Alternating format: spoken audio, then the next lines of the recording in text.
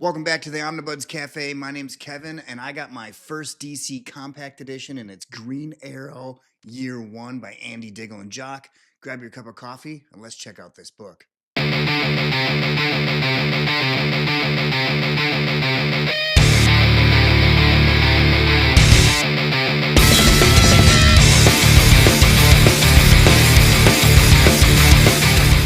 All right, Omnibuds. Here we have Green Arrow Year One by Andy, Diggle, and Jock. This is a DC Compact Edition, so it is smaller than a trade paperback. In fact, let's pull one up and I'll show you. All right, so here's a standard trade paperback size, and here is your compact edition size. So I'm pretty sure you young kids know the name for this trim size. I don't, but it's DC Compact. So let's dig into this and kind of tell you what this story is all about and see if you want to read this. This is by Andy Diggle. The art is by Jock, color by David Barron, and lettering Jared K. Fletcher. So this is a retelling of the origin of Oliver Queen turning into the Green Arrow. And it's a modern retelling. There's cell phones in here, right? So post-crisis story. I don't know what his origin was, but this is slightly different. So we're introduced to this character. He's kind of a thrill seeker, Oliver Queen. And then his buddy, who's this British guy. He's kind of partly his friend, partly his second in charge. So Oliver Queen is the heir to this company. He's incredibly rich. He's young, drinks a lot, just not very responsible of a person. Well, his buddy is making this deal, and Oliver says, I want to go with. And his buddy kind of reluctantly allows him to come with on his boat. And something happens on the boat, and his friend turns into, well, let's just say not his friend anymore.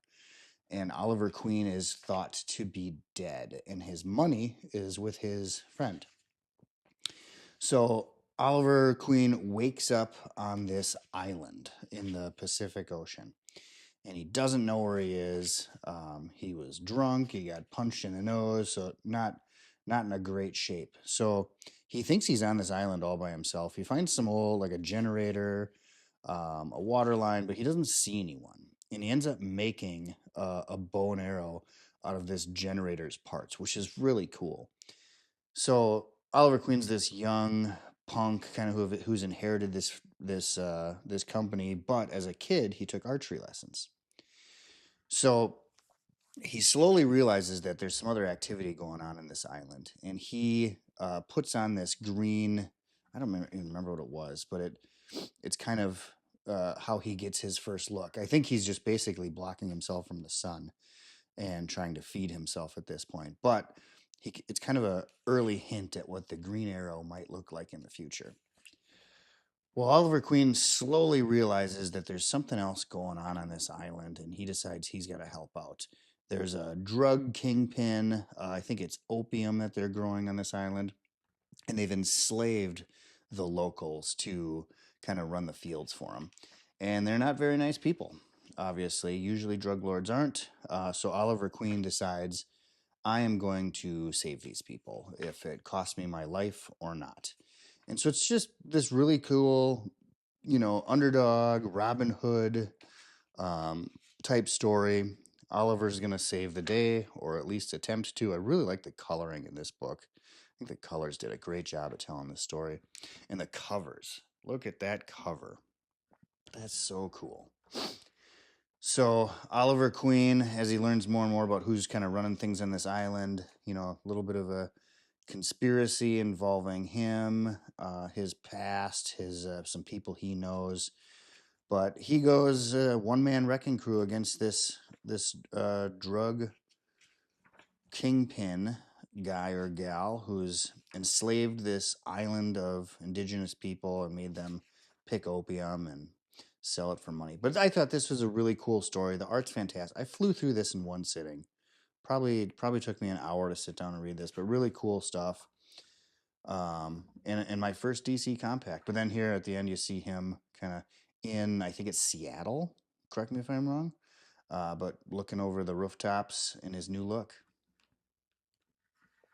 So what did I think of Green Arrow Year One? The art is fantastic. I love the art. I don't think Jock does that much work these days, but I wish we would see more of his stuff. But his art was fantastic. I really love the way he does his line work, his facial expressions, just really cool stuff. I like the coloring that they did in here, kind of bleeding into that green as he grew into this savior type character. The story by Andy Diggle was really fun. This is a really fun kind of new look or retelling of Oliver Queen's origin. It's only is it 6 issues long? Yeah, 6 issues long. And really cool story. Nothing to write home about, but I read it in one sitting and it was very fun. Now, what do I think of the DC Compact line? This was $9.99. I couldn't pass this up. This is fantastic. That's cheaper than most trade paperbacks for the same size. So $9.99 gets you a nice tiny little comic. I think if you're going to go on a work trip, or if you were going to go on vacation, or if you wanted something to read outside by the pool, or a compact edition is super cheap, really easy entry into a story. My eyes are 40 years old, so I don't think I'm gonna become a DC compact edition collector. But if there's something I want to try out, test the waters on, and it's available for $9.99 in compact form, I'm gonna try it out. I think this is a really good way to get people into comics and make them more available for new readers. So let me know down in the comments what you guys think of DC Compacts, and let me know what you thought of this book, Green Arrow Year One. We'll see you on the next review. Thanks. If you're looking for great deals on collected edition comics or manga, we recommend shopping at panelboundcomics.com. They offer free shipping on orders over $30, plus bundled discounts to help you save even more.